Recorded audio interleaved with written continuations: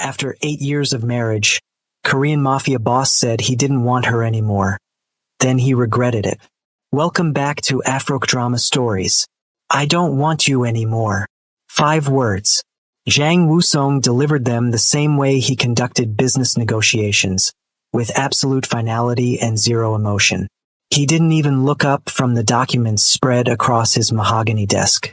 The pen in his hand continued moving, signing off on transactions worth millions, while his wife of 8 years stood frozen in the doorway of his study. Maria's fingers tightened around the tea tray she'd brought him. The delicate porcelain cups trembled slightly, but her face remained perfectly composed. 8 years of marriage to Korea's most feared underworld figure had taught her how to hide every emotion behind a mask of serene acceptance. "The girls are asleep," she said quietly, her voice steady despite the earthquake happening inside her chest. "I thought you might want tea before bed. I need a son, Maria." Woo-sung finally looked up, and his eyes held nothing. No warmth, no regret, just cold calculation. 8 years. For daughters. My mother was right. This marriage was a mistake. The tray didn't fall. Maria set it down carefully on the side table, her movements deliberate and controlled. She'd negotiated million-dollar deals with men twice her size. She'd stood beside him during police raids. She'd held his hand through betrayals that would have broken lesser men. But nothing had prepared her for this. "I want a divorce," he continued, returning his attention to the papers. "My lawyers will contact you tomorrow. You'll be provided for, of course. But the girls stay with me until arrangements are made." Maria stood there for exactly 3 seconds. Then she turned and walked out, closing the door with a soft click that somehow felt louder than a slam. This man had lost everything. Not to bullets, not to rival gangs, not to the law. He lost it all to pride. And by the time he realized what he'd done, it was far too late. But to understand how a powerful man could destroy himself so completely, we need to go back. Back to when Jang Woo-sung believed he was invincible, and Maria believed love could conquer anything. 9 years earlier, Maria Washington had never planned to fall in love with a criminal. She'd come to Seoul with clear goals: expand her family's import-export business into Asian markets, master Korean business culture, and build an empire that would make her father proud. Her mother had warned her about men with dangerous eyes and dangerous smiles, men who made promises they couldn't keep. She should have listened. The night she met Woo-sung, Maria had been closing a deal at an upscale restaurant in Gangnam. The negotiation had gone well, and she was celebrating with her team when 3 men in bloodied suits burst through the back entrance. Chaos erupted. Her clients scattered. Security moved in. But Maria didn't run. Years of watching her father negotiate with difficult personalities had taught her to read people, to see past the surface. And what she saw in the injured man's eyes wasn't random violence. It was calculated survival. "Clear the room," one of the men barked in Korean. "Now." "I paid for this private dining room until midnight," Maria replied in perfect Korean, not moving from her seat. The surprise in their eyes was brief but noticeable. "And my contract says I don't have to leave early." The injured man, Woo-sung, looked at her with an intensity that should have frightened her but didn't. Blood seeped through his jacket, but his posture was controlled, alert. "You speak Korean," he said. It wasn't a question. "Fluently. I also speak Mandarin, Japanese, and 3 other languages. It's good for business." Maria gestured to his shoulder. "That wound needs attention. There's a private clinic 2 blocks from here. I know the owner." "Why would you help me?" "Because you're bleeding on my celebration dinner, and I'd rather you not die and turn this into a crime scene. Bad for my reputation." She stood, gathering her things. "Plus, you interest me. Anyone who can walk in here looking like that and still maintain composure is either very brave or very dangerous. Possibly both." Woo-sung's lips curved slightly. Not quite a smile, but close. "You're American. African American. Maria Washington. And you're Jang Woo-sung." I've heard of you. Then you know you should run. I don't run from good business opportunities. And something tells me knowing you could be very good for business. That night, Maria didn't just help him get medical attention. She used her connections to secure a safe route out of the area, made calls to her contacts to determine who was hunting him, and provided intelligence that helped him avoid 3 more ambushes before dawn. Before we dive deeper, let us know in the comments where you're watching from. We'd love to hear from you. And if you're new here, click on the subscribe button so you never miss any of our upcoming videos. By sunrise, they were in a safe house on the outskirts of Seoul, and Woo-sung was looking at her with newfound respect. You're either fearless or insane, he said. I'm practical. You needed help. I provided it. Now you owe me a favor. Maria poured herself tea from the pot she'd prepared. Consider it an investment in future business relations. What kind of business? The legitimate kind. I move luxury goods through Asia. Sometimes those goods need special handling, special routes, special protection. You have resources I don't.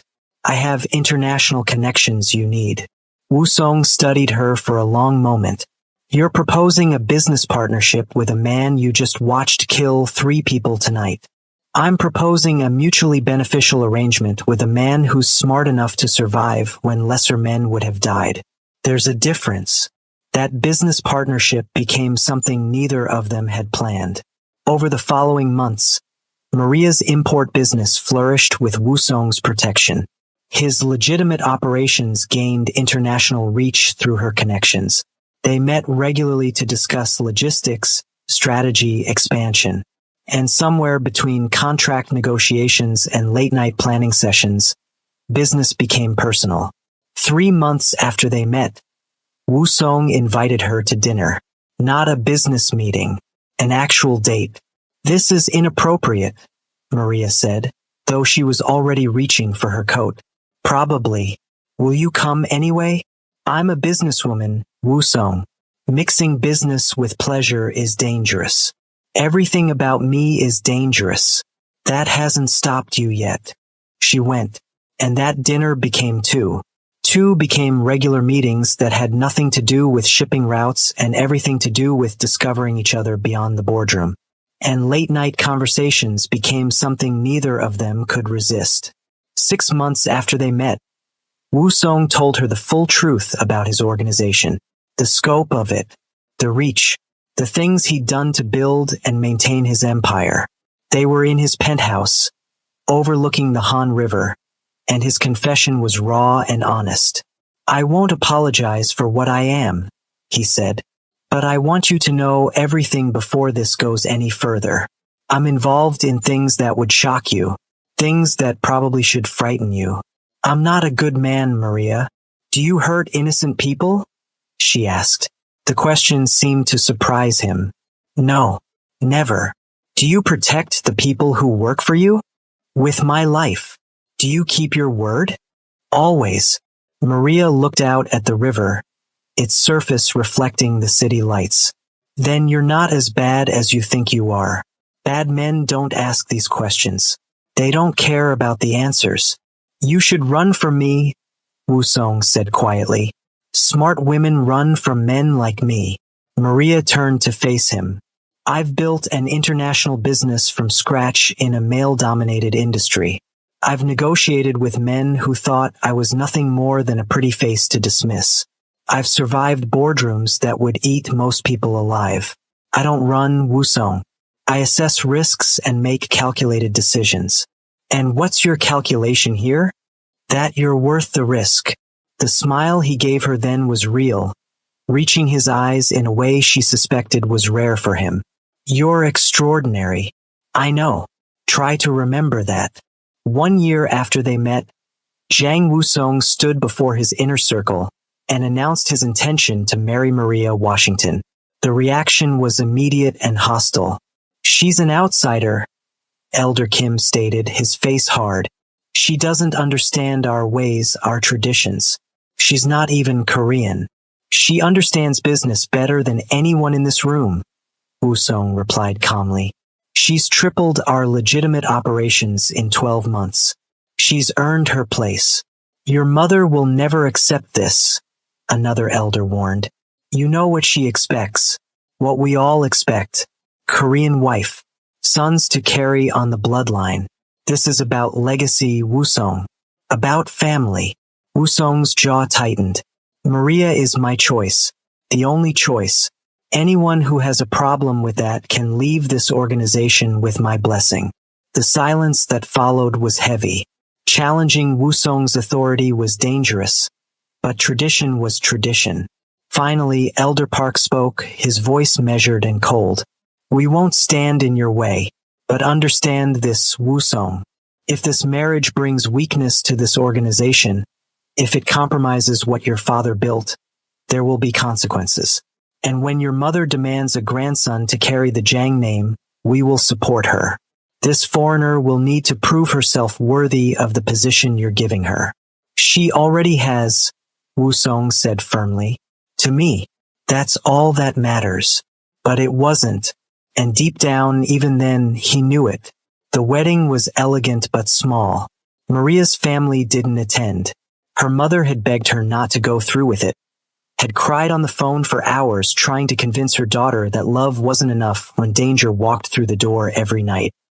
He's going to get you killed, baby girl, her mother had said. Or worse, you'll spend your life watching your back, never knowing if today's the day someone decides to hurt him by hurting you. I know the risks, Mama, Maria replied, but I love him, and he loves me. We're building something together, something real. Love don't stop bullets, Maria. Remember that. Standing in her designer white gown, exchanging vows with a man who controlled half of Seoul's underground economy, Maria remembered her mother's words. She remembered and chose Woo-sung anyway. The first year of marriage was harder than Maria had anticipated. Not because of Woo-sung, but because of everyone around him. His mother, Madame Jang, made no secret of her disappointment. She refused to attend the wedding and wouldn't speak to Maria directly, communicating only through icy glances and pointed comments to others within Maria's hearing. I wonder if she even knows how to make proper Korean food, Madame Jang would say to her friends during family gatherings. These foreign women think business success is enough. They don't understand duty to family. Maria learned to smile and stay silent. She'd faced worse in boardrooms full of men who dismissed her. She could handle a disapproving mother-in-law. What she wasn't prepared for was how Woo-sung's world would test everything she believed about herself. The first raid happened 4 months into their marriage. Maria woke to men shouting, doors breaking, weapons drawn. Woo-sung had pushed her toward the panic room, but she'd refused to hide while he faced the police alone. Instead, she'd stood beside him in the living room, her hand in his, facing down officers who treated them both like criminals. Nothing was found. Woo-sung's lawyers arrived within minutes, but the message was clear. This was her life now. Uncertainty, danger, constant state of alert. You can still leave, Woo-sung told her that night, holding her close in their bed. I would understand. This isn't the life you planned. I plan to build an empire, Maria replied. I'm doing that, just not the way I originally imagined. I'm not going anywhere. The first betrayal came from someone Woo-sung trusted completely. His second-in-command had been stealing for months, slowly siphoning money and making deals with rivals. When the truth came out, the organization demanded traditional justice. Maria had found Woo-sung in his study, staring at files that documented the betrayal. His face was stone, but she could see the hurt beneath. He was like my brother, Woo-sung said quietly. I trusted him with everything. What are you going to do? What I have to do. Maria sat beside him. She didn't ask for details. She understood that some parts of his world she couldn't enter, shouldn't enter. But she stayed with him through the night, a silent presence while he made impossible choices. When he finally came to bed at dawn, she held him while he stared at the ceiling, and she didn't ask if the problem had been resolved. She already knew. This was love in the shadows. Not romantic dinners and simple joy, but standing beside someone even when you couldn't see the path forward. Being the light when everything else was dark. 2 years into their marriage, Maria discovered she was pregnant. She'd been feeling off for weeks, exhausted in a way her busy schedule couldn't fully explain. When the test came back positive, she sat in their bathroom for 20 minutes, staring at those 2 lines and trying to process the enormity of what they meant. A child, their child, growing in a world of danger and darkness, but also in a home filled with fierce protection and love. When she told Woo-sung that evening, his reaction was everything she'd hoped for. He'd frozen, the glass of whiskey halfway to his lips, his eyes wide with wonder. "You're sure? 3 tests, all positive. I'm sure." He'd set down the glass carefully, crossed the room, and pulled her into his arms with a gentleness that always surprised her. For all his hardness with the world, he was soft with her. "We're having a baby," he whispered against her hair. "We're having a baby," Maria confirmed. For 3 perfect months, everything was right. Woo-sung attended every doctor's appointment. He read pregnancy books. He started making plans for a nursery, talking about schools and futures with an enthusiasm Maria had never seen in him. Then they found out the baby was a girl. The shift was subtle at first. Woo-sung smiled when the ultrasound technician announced it. He said all the right things, but Maria saw something flicker in his eyes, just for a moment. Disappointment? Concern? She couldn't be sure. "A daughter," he said in the car afterward. "We're having a daughter. Are you okay with that?" Of course. Why wouldn't I be? But that night, she overheard him on the phone with Elder Kim. "Yes, it's a girl. No, I'm not disappointed. What does it matter?" There was a long pause. "That's old-fashioned thinking. This is my child. I'll be happy regardless." Another pause, and his voice dropped lower. "I understand the concern about lineage, but there's time. We're young. This is just the first." Maria's hand went to her belly protectively. The first, as if their daughter was just a starting point, not a complete miracle in herself. If this story is hitting different, smash that like button and let us know in the comments what you think happens next. And don't forget to subscribe so you don't miss the rest of this journey. Their first daughter, Gia, was born on a spring morning. She came into the world screaming, fierce and strong, with a full head of dark curls and Maria's eyes. When the nurse placed her in Maria's arms, Maria felt her world reorganize around this tiny, perfect human. Woo-sung held his daughter for exactly 3 minutes. He smiled. He said she was beautiful, but his eyes kept darting to the door, where Maria knew the elders were waiting for news. "I need to make some calls," he said, handing Gia back to Maria. "Rest. I'll be back soon." He didn't return for 4 hours. When he did, his face was carefully neutral. "Everyone's very happy," he said. "My mother wants to meet her granddaughter." "That's good." "Yes, very good." But something had changed. Maria felt it in the careful distance he maintained, in the way he looked at Gia with love but also something else. Something that felt like regret. The first time she heard the whispers was at Gia's 1-month celebration. Traditional gifts, traditional ceremonies, traditional expectations. Madame Zhang held her granddaughter with cold formality, not the warmth Maria had hoped to see. "She's healthy at least," Madame Zhang said to Elder Kim, loud enough for Maria to hear. "Perhaps the next one will be a boy." "Let's hope so," Elder Kim replied. "A man needs sons. Daughters are a blessing, but sons carry the name forward." Maria's arms tightened around the gift she was holding. Woo-sung was across the room, and he'd clearly heard the comment, but he said nothing, did nothing, just continued his conversation as if his mother hadn't just dismissed their daughter's worth. That night, Maria confronted him. "You let them talk about Gia like she's not enough, like she's a disappointment." "I didn't let them do anything. They have their opinions. I can't control that. You can defend your daughter. You can tell your mother that Jia is perfect exactly as she is. Wusong's jaw tightened. Maria, you don't understand the pressure I'm under. This organization has traditions, expectations. I understand that your mother just implied our daughter is inadequate because she's not a boy. I understand that you stood there and said nothing. What do you want me to do? Start a war with my own mother over comments. I want you to protect your daughter's dignity. That's what fathers do. They didn't speak for 2 days after that fight. Wusong threw himself into work. Maria threw herself into motherhood. And the distance between them grew. When Jia was 18 months old, Maria discovered she was pregnant again. This time, there was less joy and more anxiety. Wusong's first question, after the initial surprise, was telling. Do you think it's a boy? Not are you happy or how are you feeling? Just that one question that revealed everything.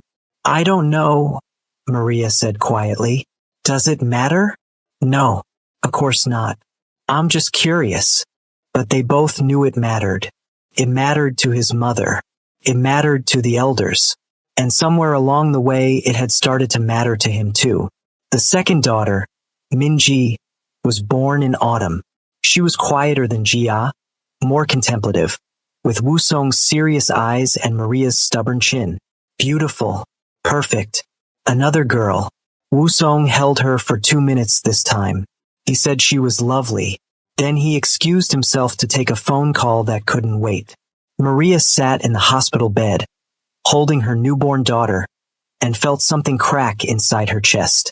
Not break, not yet, but crack. The whispers got louder after Minji's birth. No longer just whispers, really. Madame Zhang made her disappointment clear. 2 girls, she said to Maria during a family dinner, her tone sharp. In my day, a woman who couldn't give her husband sons was considered a failure. Times change, but nature doesn't. Perhaps you should see a specialist. Perhaps, Maria replied evenly, though inside she was screaming. Or perhaps Wusong and I are perfectly happy with our daughters. Are you? Madame Zhang's eyes were cold. Because my son doesn't seem happy at all lately. He works all hours. He's distant. A man needs a son to feel complete. To feel his legacy is secure. Wusong, sitting at the head of the table, said nothing. He cut his food and ate in silence, as if his mother hadn't just attacked his wife in front of the entire family.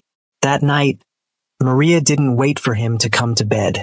She found him in his study, staring at paperwork he wasn't actually reading. Your mother attacked me tonight, and you said nothing. She's from a different generation. Her views are old-fashioned. I don't care about her views.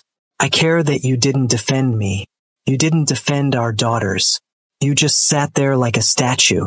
Wusong finally looked up, and there was real pain in his eyes. What do you want from me, Maria? To disrespect my mother in front of everyone? To start a family war? I want you to act like you still love me, like you still want this family we're building. I do love you. I love our girls. But nothing. There's no but. There's always a but with you now. You love us, but we're not what you wanted. We're not enough. That's not fair. Fair. Maria's voice rose despite her effort to stay calm. You know what's not fair? Having a husband who looks at his daughters like they're consolation prizes, who lets his mother treat his wife like a breeding failure. That's what's not fair. They fought properly for the first time that night. Loud, raw. All the frustration and hurt that had been building for 2 years came pouring out. And when it was over, when they were both exhausted and empty, nothing was resolved. They just went to bed on opposite sides and stared at the ceiling until dawn. 3 years passed. Maria threw herself into raising Jia and Minji, building routines and creating a home filled with love even as the emotional distance between her and Wusong grew. He wasn't cruel. He wasn't neglectful. He was just absent, physically present but emotionally somewhere else. Then Maria got pregnant for the 3rd time. She didn't tell Wusong immediately. She sat with the knowledge for 3 days, trying to process her own complicated feelings. Part of her was happy. She loved being a mother. But another part dreaded what would come if this baby was also a girl. The disappointment, the increased pressure, the growing certainty that she would never be enough for this family she'd married into. When she finally told him, Woo-sung's reaction was carefully controlled. Another baby. That's wonderful. Is it? Of course. Why wouldn't it be? Maria looked at him across the kitchen table where they'd once planned dreams together. Because you hope it's a boy. Because your mother hopes it's a boy. Because everyone in your organization is watching and waiting and judging. Maria, don't lie to me, Woo-sung.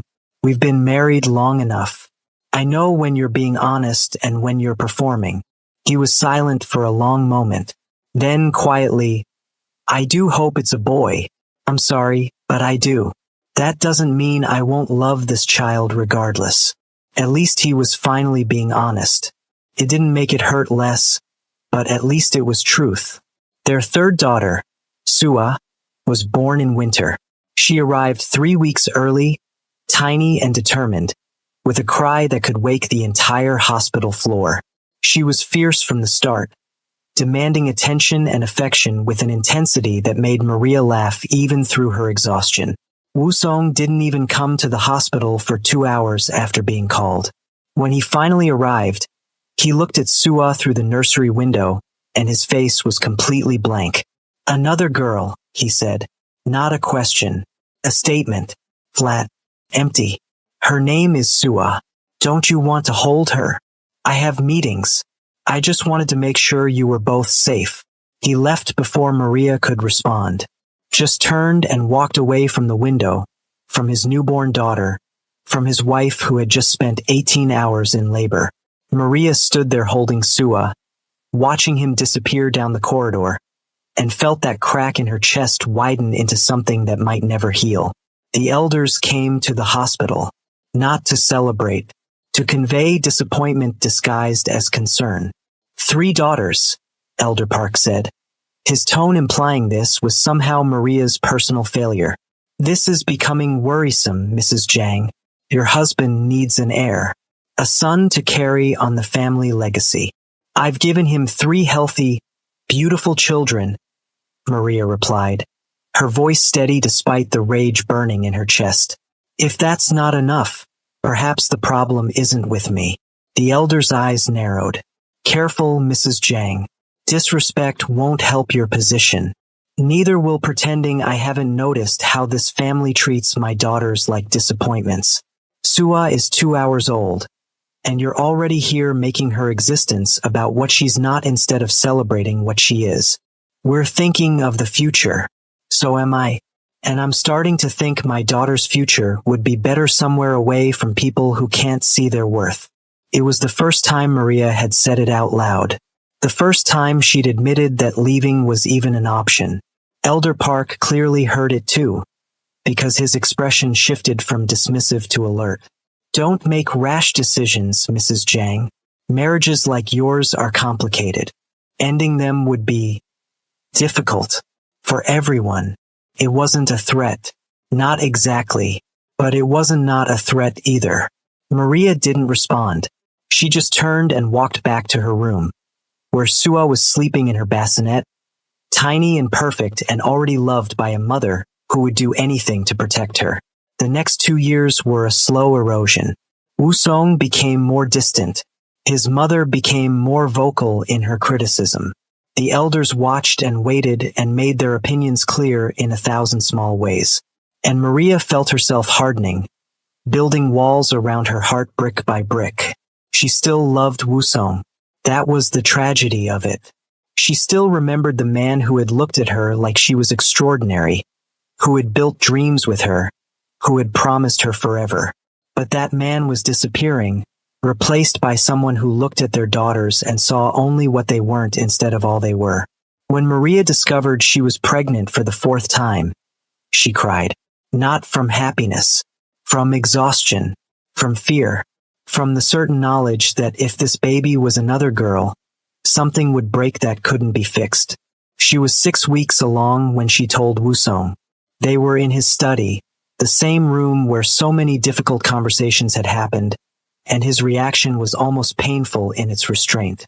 "Fourth time," he said. "Maybe this time." He didn't finish the sentence. He didn't have to. "And if it's not?" Maria asked. "If this baby is another daughter, what then? Do we keep trying until you get what you want? Do I keep having babies until one of them is born with the right chromosome? That's not fair. Nothing about this is fair anymore, Wusong. I've given you 3 incredible daughters. 3 smart, beautiful, strong girls who deserve a father who looks at them with pride instead of disappointment. But you can't even do that, can you? You can't see past what they're not to appreciate what they are. I love our daughters, but you don't want them. That's what you said to me 3 years ago, and it's still true. You love them, but you don't want them. You want something else." Wusong's hands clenched on his desk. "I'm doing my best, Maria. I'm trying to balance family expectations with my own desires. It's not as simple as you make it sound. It is exactly that simple. Either you choose your daughters and me, or you choose your mother's expectations and the elders' approval. You can't have both. I shouldn't have to choose, but you do. That's what you don't understand. Every day you stay silent when your mother criticizes me. Every time you look disappointed when someone mentions our girls. Every moment you spend wishing for something different, you're choosing. You're just choosing them. They didn't fight that night. The fight had gone out of both of them. They just sat in that study, on opposite sides of the desk that had come to represent everything wrong between them, and let the silence say what words couldn't. This is where it all starts to fall apart. If you're still with us, drop a comment letting us know you're hooked. And hit that subscribe button because you need to see how this ends. The 4th pregnancy was difficult. Maria was older now, more tired, carrying the weight of 3 daughters and a marriage that was dying by inches. The doctor put her on bed rest for the final trimester. Wusong hired nurses to help, but he himself was rarely home. "Where do you go?" Maria asked him one night when he came home at 2 in the morning. "Work. Where else? I don't know anymore. You're a stranger to me now. To all of us." He looked at her then, really looked, and she saw something in his eyes that might have been regret, or maybe just exhaustion. "I'm doing what I have to do to keep this organization running, to keep us safe and secure. We're not safe. We're falling apart. And you're not even here to see it happen." But he still wasn't there. For the remaining weeks of her pregnancy, Maria was effectively alone. Jia, now 8 years old, helped with her younger sisters. Minji, 6, was old enough to understand something was wrong between her parents. Even Sua, at 3, had started asking why Daddy didn't play with them anymore. "Daddy's busy," Maria would say, over and over like a mantra. "He loves you very much. He's just busy." But love without presence was just a word, and her daughters were learning that lesson far too early. When Maria went into labor with their 4th child, she called Wusong. He didn't answer. She called again. No answer. Finally, she called his assistant. "He's in a meeting, Mrs. Zhang. I'll let him know it's urgent.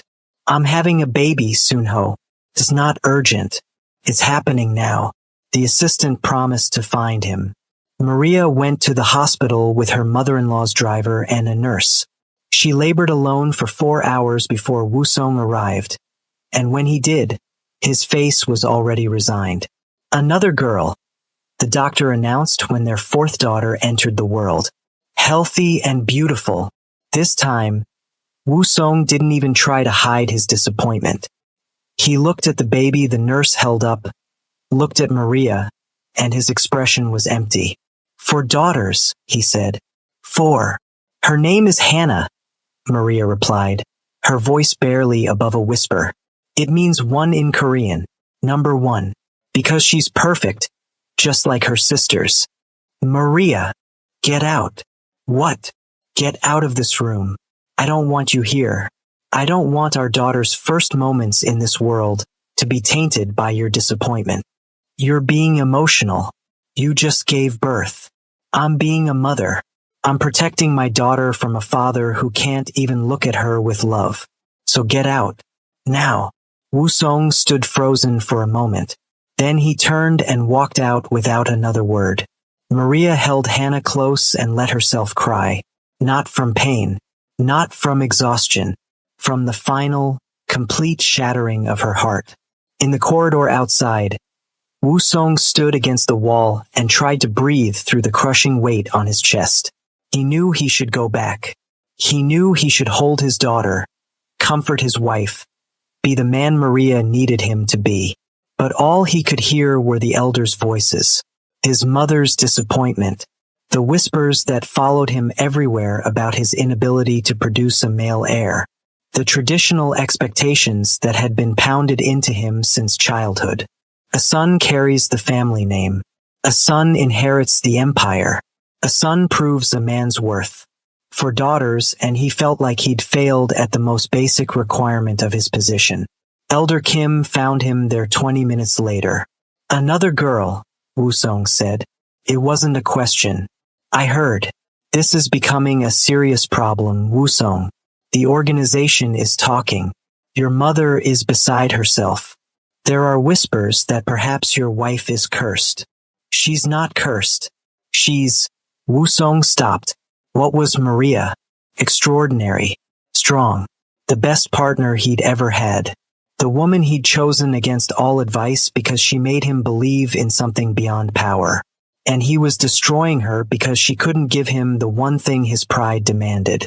For daughters is enough, Elder Kim said quietly. No one will blame you for seeking another wife. One who can give you sons. This American woman has proven she cannot fulfill that role. It's time to cut losses and move forward. She's my wife. She was your wife. Now she's an obstacle to your legacy. Think practically, Wu Song. You're not getting younger. You need an heir. A real heir. The words settled into Wu Song's mind like poison. He wanted to reject them. Wanted to tell Elder Kim he was wrong. But the voice in his head that sounded increasingly like his mother's kept asking, what if he's right? For daughters. 8 years. No sons. Maybe it was time to admit defeat and make a hard choice. That night, while Maria slept with Hannah in her arms, exhausted from labor and heartbreak, Wu Song sat in the hospital cafeteria and made a decision that would destroy everything he'd built with her. He would ask for a divorce. Maria stayed in the hospital for 3 days. Wu Song visited twice, both times brief and formal. He held Hannah for exactly 90 seconds during the second visit, his face carefully neutral, before handing her back to Maria. We need to talk, he said. When you're recovered. Talk now. You just gave birth. You need rest. I need to know what you're thinking, what you're planning. Maria's eyes were sharp despite her exhaustion. You've made a decision. I can see it on your face. Wu Song met her gaze, and for a moment, she saw the man she'd fallen in love with, the one who'd looked at her like she was extraordinary. But then his expression hardened, and that man disappeared again. When you come home, we'll discuss the future. I don't want to have this conversation in a hospital. The future, Maria repeated softly. You mean the end. He didn't deny it. He just left. Maria held Hannah closer, breathing in that perfect new baby smell, and felt the last thread of hope snap. She'd known this was coming, had felt it building for years, but knowing didn't make it hurt less. The nurses brought her older daughters to visit that afternoon. Jia, Minji, and Sua crowded around the hospital bed, eager to meet their new sister. Their excitement was pure and beautiful, untainted by the disappointment that seemed to follow them everywhere else. She's so tiny, Jia said, gently touching Hannah's hand. Can I hold her? Of course, sweetheart.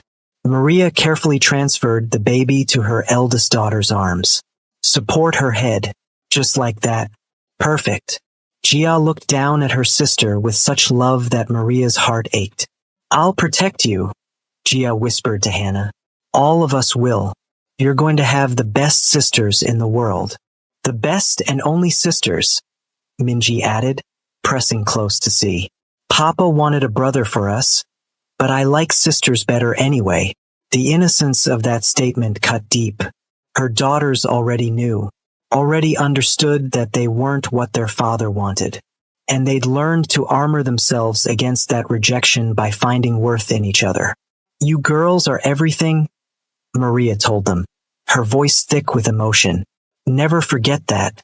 You're smart and strong and wonderful exactly as you are. We know, Mama, Sua said, patting Maria's hand. You tell us all the time. But Maria could see the question in Jia's eyes.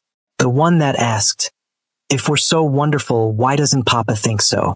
Why does Grandma look at us like we're disappointments? Why do the elders whisper when we walk past? Questions Maria couldn't answer. Not in ways that would make sense to an 8-year-old. When they brought her home 5 days later, Wusong was waiting in his study. Not at the door to greet them. Not in the nursery they'd prepared for Hannah. In his study, surrounded by the trappings of power and control, ready to deliver the blow he'd been planning. Maria settled Hannah in the nursery first, made sure her other daughters were occupied, then went to face him.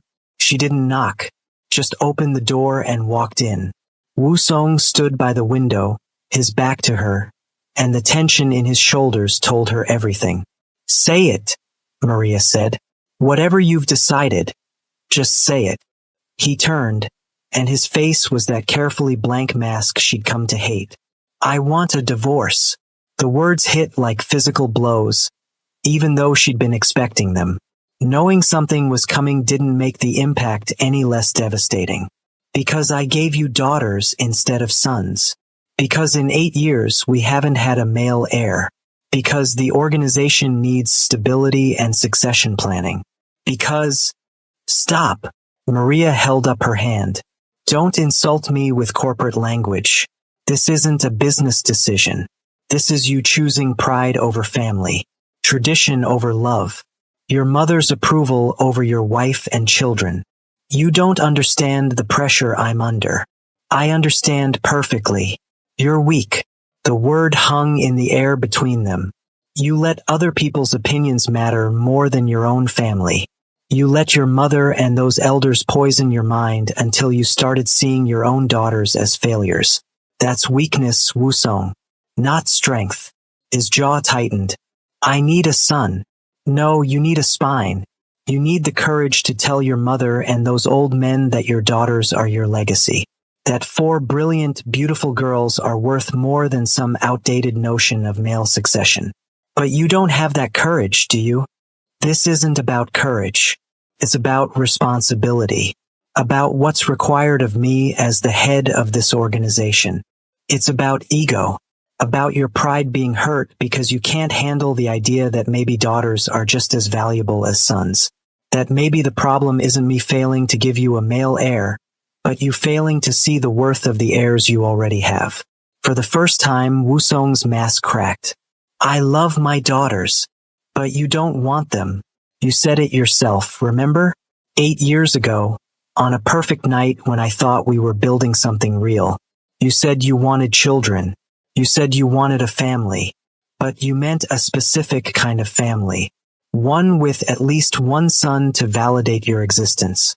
And I couldn't give you that, so now I'm disposable. You're not disposable. You'll be provided for. The girls. Don't. Maria's voice was sharp. Don't you dare try to make this sound noble. You're abandoning your family because we don't fit the image you want. That's not noble. That's cowardice. Maria, I saved your life. Remember, when we met, I could have walked away and let you bleed out in that restaurant. But I didn't. I helped you. I stood beside you through everything. Police raids, betrayals, attempts on your life. I gave up my career, my country, my family for you. I built your legitimate empire while you built your underground one. I gave you 8 years and 4 children and all my love. And you're throwing it away because of what's between their legs. The words were raw, brutal, but they needed to be said. Maria had spent 8 years being diplomatic, being understanding, being patient. but there was no patience left. Just rage and heartbreak. My lawyers will contact you tomorrow, Woo-sung said, his voice cold again. You'll be well compensated. The girls will remain in my custody until we finalize arrangements. No. What? I said no. I'm taking my daughters and leaving tonight. You don't get to keep them while you parade your next wife around. You don't get to damage them any more than you already have. They're my daughters too. Then act like it. Tell me right now that you look at them and see anything other than disappointment. Tell me you love them for who they are, not in spite of what they're not. Tell me you'd choose them over a son if you had to make that choice. Woo-sung opened his mouth, closed it, opened it again, but no words came out, and that silence was Maria's answer. That's what I thought, she said quietly. Don't worry, I'll make this easy for you. I'll take the girls and disappear. You can tell everyone I left you. Blame me. Make me the villain. I don't care anymore. But you will never see my daughters again. You lost that right the moment you decided they weren't enough. Maria, be reasonable. I am being reasonable. I'm protecting my children from a father who doesn't value them. That's the most reasonable thing I've ever done. She turned to leave, but his voice stopped her. You'll regret this. Walking away from this life, this security. You'll have nothing. Maria looked back at him over her shoulder. I'll have my daughters, and they'll have a mother who chose them. That's everything. She walked out of his study for the last time and didn't look back. The next 3 hours were a blur of quiet, efficient packing. Maria didn't take much. Clothes for her and the girls. Important documents she'd kept in a safe place. The money she'd secretly been setting aside in an account Woo-sung didn't know about. Years of business experience had taught her to always have an exit strategy. Jia watched with wide, understanding eyes as Maria moved through the house. We're leaving, aren't we? Her eldest daughter asked. Yes, baby. We're leaving. Because of Papa? Maria knelt down to eye level with her 8-year-old. Because sometimes families need to make hard choices. And I'm choosing to take you girls somewhere we can be happy.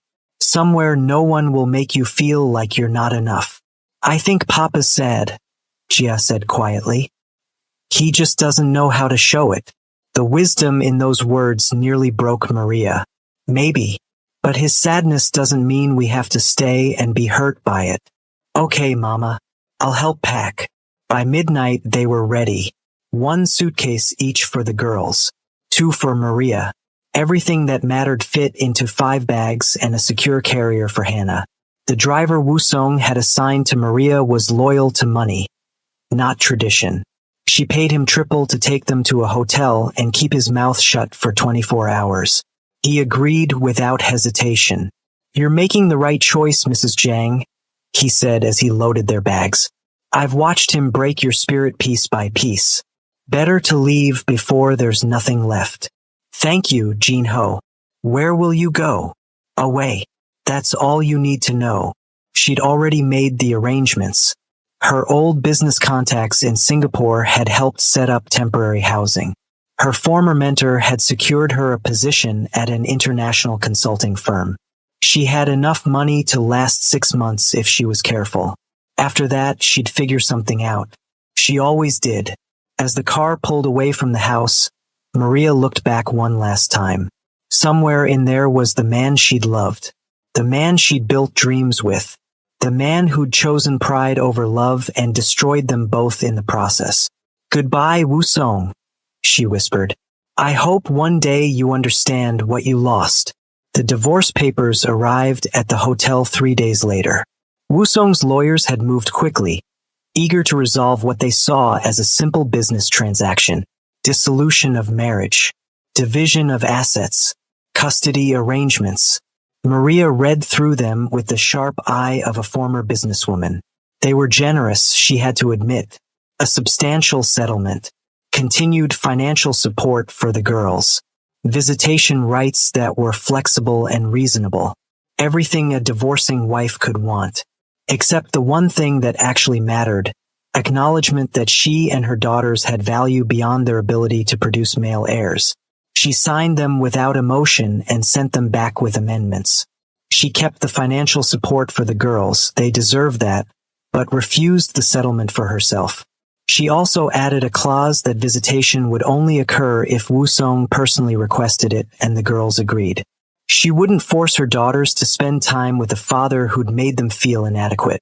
The lawyers tried to negotiate. Maria refused every call. Either they accepted her terms or she'd fight this in court. And she had enough dirt on Wu Song's organization to make that battle very public and very ugly. They accepted her terms.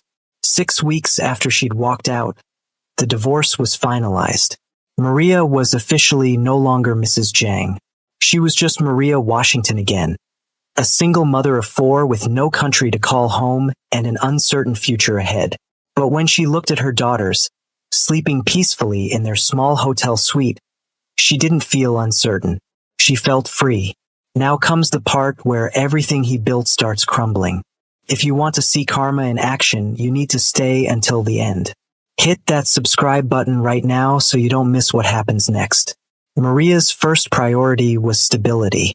The hotel was temporary, expensive, and too unstable for 4 young girls who'd already been through too much upheaval.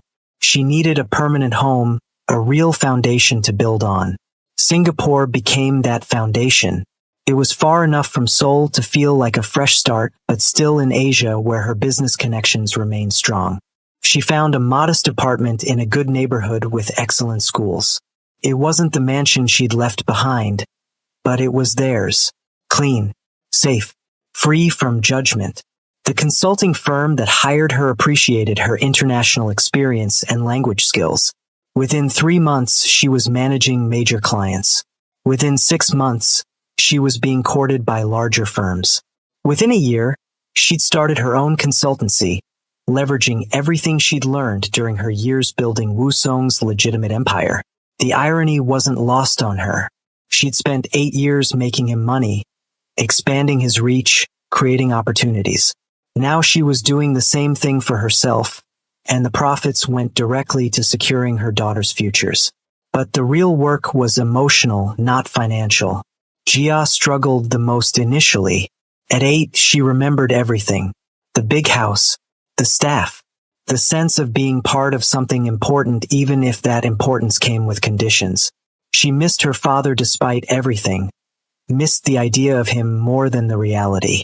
"Why doesn't Papa call?" she asked Maria one night, 6 months into their new life. "Because he's letting us have space to heal, or because he doesn't care about us." Maria pulled her daughter close. "He cares. He's just broken in ways I couldn't fix. Some people don't know how to love what they have. They're always looking for something else, something they think will make them complete. That's not about you or your sisters. That's about him. I wish I could fix him." "Oh, sweetheart, you can't fix people who don't think they're broken. All you can do is protect yourself and choose your own path." Minji adapted more easily. At 7, she was young enough to embrace the adventure of a new country, new school, new friends. She learned English quickly, made friends with children from a dozen different countries, and thrived in the international school Maria had chosen. "I like it here," Minji announced one day. "Nobody cares that we don't have a brother. Nobody asks weird questions about why our family is small." "Good," Maria replied, "because your family isn't small. You have 3 sisters and a mother who would move mountains for you. That's not small. That's mighty." Sua, only 3 when they left, had the easiest transition because she remembered the least. Korea became a distant dream, barely more real than a fairy tale. She adapted to Singapore like she'd always lived there, chattering in English and Korean and Mandarin with equal ease. And Hannah grew up not knowing anything else. For her, this was normal. A mother who worked hard and loved fiercer. 3 older sisters who protected and guided and played with her. A small apartment that was warm and safe even if it wasn't grand. The girls became each other's world. Jia, the natural leader, took her role as eldest seriously. Minji became the mediator, smooth conflicts with humor and diplomacy. Suwa was their wild card, fearless and loud and unapologetically herself. And Hannah, the baby, learned from all of them, absorbing their strengths and developing her own. Maria watched them become remarkable young women and felt vindicated in her choice every single day. Without the weight of patriarchal expectations, without the constant message that they were somehow inadequate, her daughters flourished. Jia discovered a gift for mathematics and strategy. She joined the school's debate team and won regional competitions. Minji gravitated toward languages and international relations, speaking 5 languages fluently by age 13. Suwa found her voice in art, creating bold pieces that caught the attention of local galleries. And Hannah, as she grew, showed signs of being the most brilliant of them all, curious about everything, questioning everything, never accepting because I said so as an answer. They were extraordinary, and they knew it because Maria told them every single day. While Maria built a new life with her daughters halfway across Asia, Wusong's world was falling apart. The first crack appeared 6 months after the divorce. One of his key distributors, a relationship Maria had personally cultivated and maintained, suddenly pulled out of their contract. When Wusong investigated, he discovered that Maria had been the one managing that relationship all along. Without her, there was no trust, no rapport, no reason for the distributor to risk association with an underground organization. She was handling it? Wusong asked his assistant, incredulous.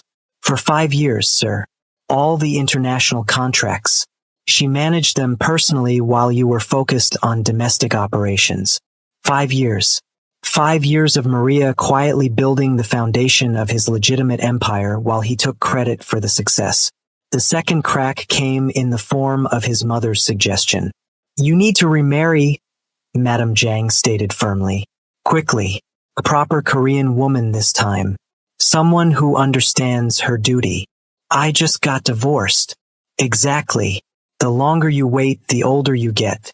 You're not young anymore, Wusong. If you want sons, you need to start now. The thought of remarrying so soon made Wusong's stomach turn. But the elders agreed with his mother. They presented him with options, daughters of allied families, women from good bloodlines, candidates who would be honored to marry into the Zhang organization. He chose Minhee because she was quiet, because she smiled when expected to and didn't ask difficult questions, because she was nothing like Maria, and maybe that was exactly what he needed. They married 8 months after his divorce was finalized. It was a traditional ceremony, full of the pomp and ritual that his first wedding had lacked. Madame Zhang was radiant. The elders were satisfied. Everyone congratulated Wusong on finally making a proper choice. Everyone except Wusong himself. On his wedding night, he stood on the balcony of his bedroom and thought about Maria, wondered where she was, how the girls were doing, if Jia still loved mathematics, if Minji had mastered Mandarin, if Suwa was still painting everything she saw, if Hannah had her first words yet. He'd made no effort to contact them. Maria had made it clear that he'd lost that right, and part of him agreed with her. What could he say? Sorry I made you and our daughters feel inadequate for 8 years. But I've realized my mistake now that you're gone. Too little, too late. Are you coming to bed? Minhee called from inside. Wusong turned from the balcony, looked at his new wife waiting in their bed, and felt absolutely nothing. No desire, no affection, just emptiness. But he'd made this choice. Now he had to live with it. The third crack came from Minhee herself. She was exactly what the elders had wanted, traditional, obedient, focused on producing an heir. But she was also something Wusong hadn't anticipated, greedy. Within 3 months of marriage, money started disappearing from accounts Maria used to manage. Small amounts at first, then larger sums. When Wusong confronted Minhee, she was all innocence. I needed new clothes for the charity events. Your mother said it was appropriate. 5 million won for clothes? Your first wife had an entire wardrobe. Was I not supposed to match her standard? The mention of Maria stung. Maria earned her own money. She had her own business. Well, I'm not a businesswoman. I'm your wife. Isn't providing for me your responsibility? She had him there. Traditional expectations went both ways. But the money kept disappearing, and Woo Song started to realize that Min-hee's quiet obedience came with a price tag. A year into his second marriage, Min-hee got pregnant. The entire organization celebrated. Finally, an heir was coming. Surely this time it would be a boy. Woo Song felt nothing but anxiety. Not joy, not hope, just a gnawing certainty that something was wrong. The baby was a girl. When the doctor announced it, Woo Song felt the room tilt. Another daughter. His fifth daughter. And the realization that slammed into him with devastating force. Maybe the problem wasn't with Maria. Maybe it was with him. He barely saw Min-hee or the new baby, whom she named Yuna, without consulting him. He threw himself into work, trying to outrun the thoughts that chased him through every quiet moment. But the thoughts caught up anyway, usually at 3 a.m. when sleep wouldn't come and the silence was too loud. 4 daughters with Maria. 1 daughter with Min-hee. 5 girls. No sons. The pattern was clear. And yet he'd blamed Maria. Divorced her. Destroyed their family because he'd been so certain the failure was hers. What if it wasn't? What if he was the reason his bloodline would end with daughters? This question ate at him like acid. But pride kept him from seeking answers. To get tested would be to admit doubt. To admit he might have been wrong about everything. So he stayed silent and watched his empire continue to crumble. The 4th crack was the biggest. Betrayal from within. Min-hee's brother, whom Woo Song had brought into the organization as a gesture of goodwill, was stealing. Not small amounts like his sister. Millions. He was also feeding information to rival organizations, slowly dismantling everything Woo Song had built. When the truth came out, it was devastating. Half of Woo Song's inner circle had known and said nothing, either out of fear or because they were complicit. The trust he'd spent 20 years building was gone. "You've become weak," Elder Park told him during the meeting where the betrayal was revealed. "Ever since you divorced that American woman, nothing has gone right. Your new wife is a parasite. Her family is dismantling your organization from the inside. And still no son. Maybe the problem isn't your wives, Woo Song. Maybe it's you." The words were meant to cut, and they succeeded. Woo Song sat in that meeting and felt the full weight of his failures. His organization was bleeding money and loyalty. His second marriage was a transaction that had backfired spectacularly. His mother, who'd pushed so hard for all of this, had grown frail and bitter, constantly comparing everything to how it was when your father was alive. And somewhere in Singapore, Maria was thriving without him. He knew because he'd hired someone to check on them. Not to interfere, he'd promised himself he wouldn't do that, but just to know they were okay. They were more than okay. They were flourishing. Maria had built a successful business. The girls were in excellent schools, earning top marks, involved in activities, surrounded by friends. They looked happy in the photos his investigator had provided. Genuinely, radiantly happy. Everything he'd thrown away was thriving without him, and everything he'd kept was falling apart. You're probably wondering if he figured it out yet, if he finally got what he deserved. Keep watching because the truth is about to hit him like a freight train. And if you're new here, subscribe now because this channel is all about stories where karma doesn't miss. The breaking point came 3 years after his divorce from Maria. Woo Song was 42 years old, trapped in a loveless marriage, watching his organization splinter, and haunted by memories of what he'd lost. Min-hee was pregnant again, and everyone was praying for a boy, but Woo Song couldn't shake the certainty that it wouldn't matter, that regardless of who he married or how many times he tried, the result would be the same. He went to a private doctor, someone outside his organization who wouldn't gossip. Someone who could give him answers without judgment. "I want a complete fertility workup," Wusong said. Everything. I need to know. The doctor, a woman in her 50s with kind eyes and a professional demeanor, nodded. This is a smart decision. Many couples struggle with gender selection, but understanding your reproductive health is always valuable. We'll test your sperm count, motility, and genetic factors. The tests took 2 weeks. Wusong waited in an agony of suspense, knowing that the results would either vindicate him or destroy the last of his illusions. When he returned for the results, the doctor's face was professionally neutral. I have good news and complicated news, she began. The good news is your sperm count and motility are excellent. You're very fertile. And the complicated news? The complicated news is about gender determination. You see, the father's sperm determines the sex of the child. The sperm-carrying Y chromosomes produce males, and X chromosomes produce females. Your test results show an unusual ratio. You produce significantly more X chromosome sperm than Y chromosome sperm. Not 0Y, that would make male offspring impossible, but enough of an imbalance that female offspring are overwhelmingly more likely. The room seemed to spin. How much more likely?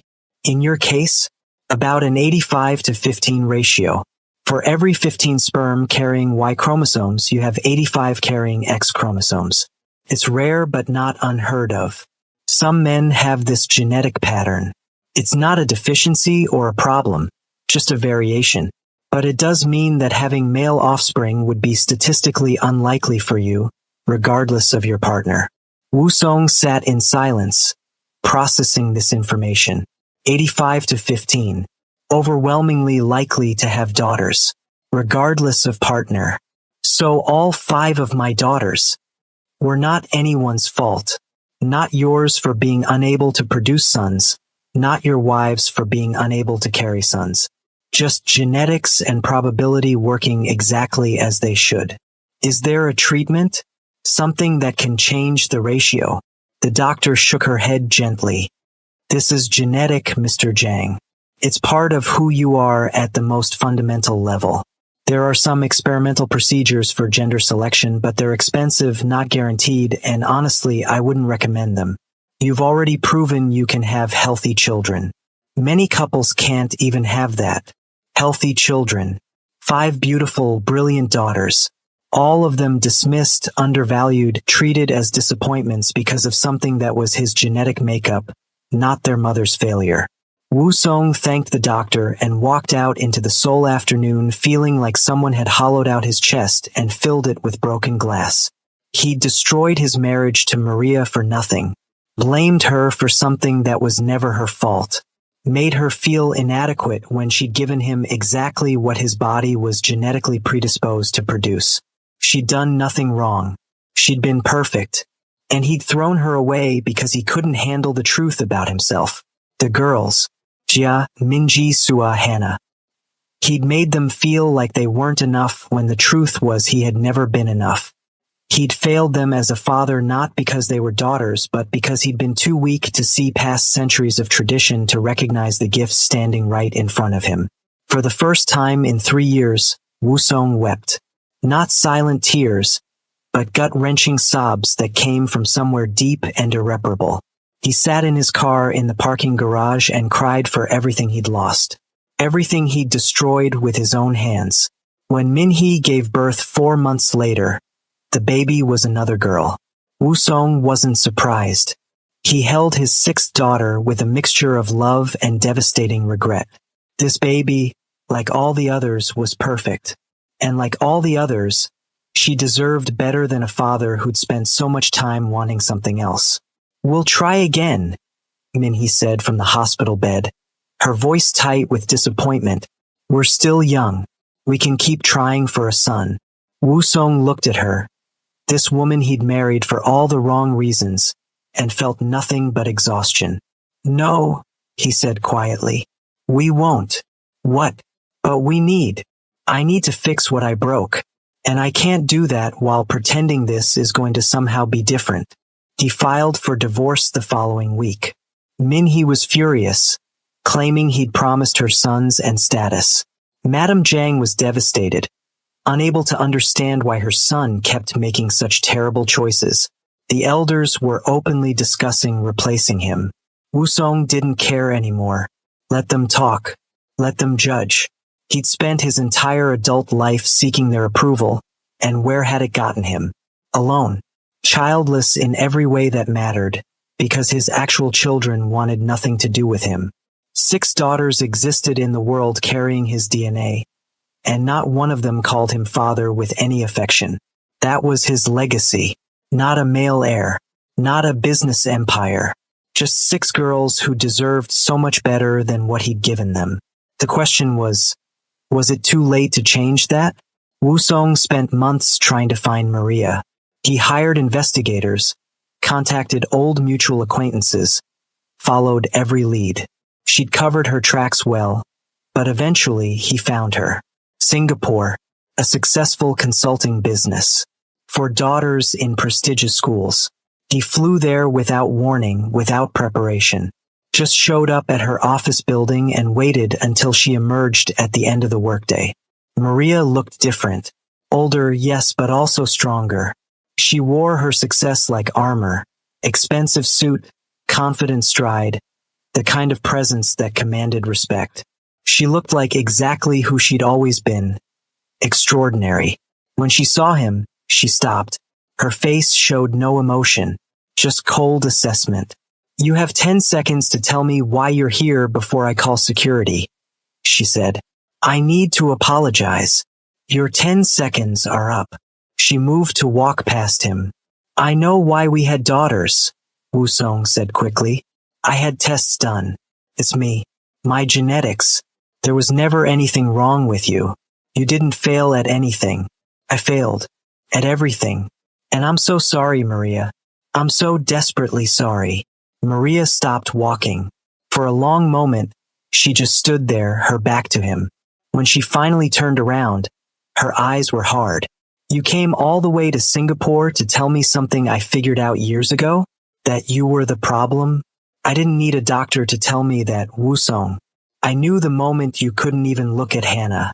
The moment you chose your pride over your family. I knew you were broken in ways I couldn't fix. I know. You were right about everything. I was weak. I let tradition and my mother and those elders poison my mind until I couldn't see what was right in front of me. 4 incredible daughters.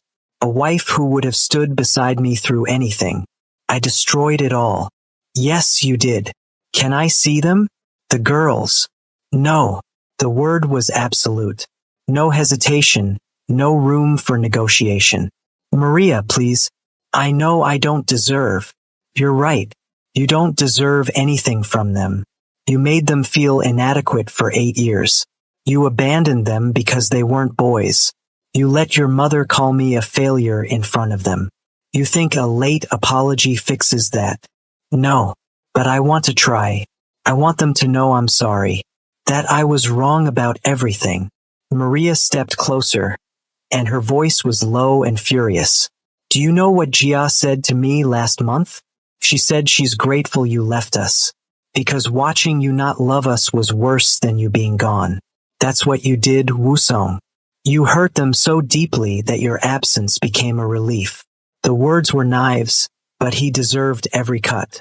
I can change. I have changed. I just need a chance. You had 8 years of chances. You had 4 perfect babies to love and protect. And you couldn't do it. Now you want me to hand them back so you can damage them more? So you can come in as the reformed father and feel better about yourself? No, absolutely not. They deserve to know their father. They deserve to be loved unconditionally. Something you proved you couldn't do. So no, you don't get to see them. You don't get to be in their lives. You don't get to fix your guilt by forcing your presence on children you abandoned. I have rights, and I have lawyers. Try to exercise those rights, and I will make every single thing you've ever done public. Every deal, every arrangement, every skeleton in your organization's closet. I'll destroy what's left of your empire and make sure the girls know exactly who their father really is. Is that what you want? Wusong stood there, defeated. She meant it. Every word. and she had the power to do it. I just want them to know I'm sorry, he said quietly. They don't care. They've moved on. They're thriving without you. The best thing you can do for them is stay gone. Maria turned to leave, then paused one more time. You wanted to know if you could see them? She pulled out her phone, scrolled through photos, and turned the screen toward him. That's Gia, 15 now, straight A's, speaks 4 languages, wants to be an international human rights lawyer. That's Minji, 13, artist and budding entrepreneur. That's Sua, 11, fearless, top of her debate team. And that's Hannah, 8, brilliant, creative, already reading at a college level. Wusong stared at the images of his daughters. Grown, beautiful, confident, everything he'd missed. They're extraordinary, he whispered. I know. I raised them, without you, and they're better for it. Maria pocketed her phone. You wanted a son to carry your name. Instead, you destroyed 4 daughters who would have carried your heart. That's your legacy, Wusong. Live with it. She walked away then, and this time he didn't try to stop her. We're almost at the end of this journey. If you've made it this far, do me a favor, hit that like button and drop a comment telling us what you think about Wusong's ending. Does he deserve forgiveness? Let us know below. Zhang Wusong returned to Seoul a broken man. Not broken by violence or business failure, but by the full weight of his choices. He'd gotten exactly what he deserved. Nothing. His empire continued to fracture. The elders eventually replaced him as head of the organization, citing his inability to maintain stability. Madame Zhang passed away 2 years after his trip to Singapore, still disappointed in her son's failures. His second ex-wife sued for support and won, draining more of his dwindling resources. But none of that hurt as much as the photos he kept of his daughters. The private investigator still sent updates. Maria didn't know, and Wusong made sure it stayed that way. He didn't try to contact them, didn't violate the boundaries Maria had set, just watched from afar as they grew into remarkable women. Gia graduated top of her class and earned a full scholarship to Oxford. Minji started her own business at 17, using skills she'd learned from watching her mother. Sua won international art competitions. Hannah tested into gifted programs that usually only accepted students years older. They were everything he'd wanted in heirs and more. Smart, strong, capable, leaders in their own right.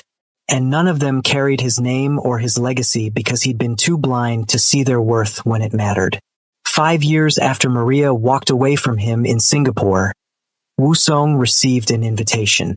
It came to his apartment, not the mansion he'd once owned, just a modest apartment in a middle-class neighborhood. The envelope was expensive, the calligraphy elegant.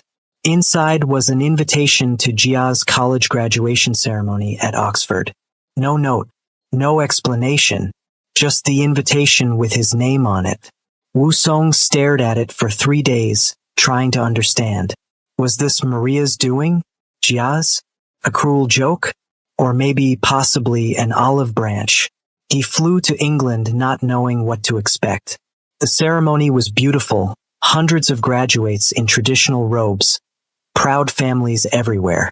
He sat in the back, away from everyone, scanning the crowd for familiar faces. He found them easily. Maria sat in the 3rd row, flanked by Minji, Sua, and Hannah. All of them wore elegant dresses, their heads close together as they whispered and laughed. They looked like a unit, complete without him. When Jia's name was called, they all stood and cheered. Maria's pride was visible from across the venue. Wusong felt his throat tighten watching them celebrate this moment he had no part in creating. After the ceremony, he lingered in the crowd, uncertain if he should approach. Then Jia appeared in front of him, her graduation robe billowing slightly in the breeze. "You came," she said, not warmly but not coldly either, just factual. "You invited me." "I did. Against Mama's advice, actually." Jia crossed her arms, studying him with eyes too old for her 22 years. Do you know why? No. Because I wanted to see you one more time, to see if you'd changed. If you were still the man who couldn't look at us without disappointment. She tilted her head. What do you see when you look at me now? Wusong looked at his eldest daughter properly for the first time in over a decade. She was stunning, confident, accomplished, a woman who had become extraordinary despite him, not because of him. I see everything I threw away, he said honestly. I see a brilliant woman who deserved a better father. I see my greatest failure and my greatest loss. Jia's expression softened slightly. Do you regret it? Actually regret it. Every day, every moment. I would give anything to go back and be the father you deserved. But you can't. Time doesn't work that way. Jia glanced back at her mother and sisters. Mama said I shouldn't give you this opportunity, that you'd already proven who you were. But I needed to know for myself. I needed to hear you say it. Say what? That we were enough. That we always were. That the problem was never us. Wusong felt tears burning in his eyes. You were always enough. More than enough. You and your sisters are extraordinary. And I was too broken and too proud to see it. That's my failure. My shame. Not yours. Never yours. Jia nodded slowly. Thank you for saying that. I think I needed to hear it. Does this mean? No. She held up her hand gently. It doesn't mean you get to be in our lives. It doesn't mean forgiveness or second chances. It just means I heard you. And now I can move forward without wondering. Closure, I think they call it. Jia. I hope you find peace, Mr. Jiang. I really do. But you need to find it without us. We're doing fine. Better than fine. And we did it without you. That's how it needs to stay. She turned to leave, then looked back one final time. For what it's worth, I don't hate you. None of us do. Hate requires energy we don't want to spend. We've just moved on. I hope someday you can too. Then she walked back to her family, her real family, the one Maria had built from the ruins Wusong had created, and didn't look back. Wusong stood in that Oxford courtyard and watched them leave together. Maria's arm around Jia's shoulders. Minji making some joke that had them all laughing. Suwa and Hannah walking close, heads bent together in sisterly conspiracy. They were complete without him. They'd healed without him. They'd become extraordinary despite him. And he would spend the rest of his life living with that truth. Two possible endings existed for Jiang Wusong's story. In one version, he returned to Seoul and died alone 3 years later. A heart attack in his apartment, found by a neighbor 2 days after the fact. His obituary mentioned his daughters briefly, clinical, and cold. They didn't attend the funeral. His organization sent representatives out of obligation, not respect. In the other version, he lived. He stayed in England, got a modest job teaching Korean to foreign students, and from a distance watched his daughters build their lives. He never contacted them, never tried to force his way back in, just existed on the periphery, supporting them in the only way he could, by staying away and letting them thrive without his damage. Sometimes he'd see them in the news. Jia becoming a renowned human rights lawyer. Minji expanding her business internationally. Sua's art exhibited in major galleries. Hannah earning her doctorate at 23. In his small apartment, he kept photos of them on the wall. His 6 daughters, 4 with Maria, 2 with Minhee, though the youngest 2 he'd long since lost contact with. 6 brilliant girls who deserved better fathers than they'd gotten. On the wall opposite the photos, he kept a single quote he'd written in his own hand. I wanted a son to carry my name. Instead, I destroyed the daughters who carried my heart. It was his reminder, his penance, the truth he'd learned too late. The girls never forgave him. They didn't need to. Forgiveness required a relationship, and they'd moved past needing anything from him, including absolution for his failures. Maria eventually remarried. A kind man who loved her daughters like his own and never made them feel inadequate for existing. The girls called him by his first name out of respect for everyone's boundaries, but they let him be part of their lives in ways they'd never allowed Wusong. And in the end, that was the final, crushing irony. Wusong's obsession with blood and legacy and carrying forward a family name had cost him the only family that ever mattered. His daughters were thriving, building their own legacies, changing the world in their own ways. Just without him, some mistakes can't be fixed. Some choices can't be undone.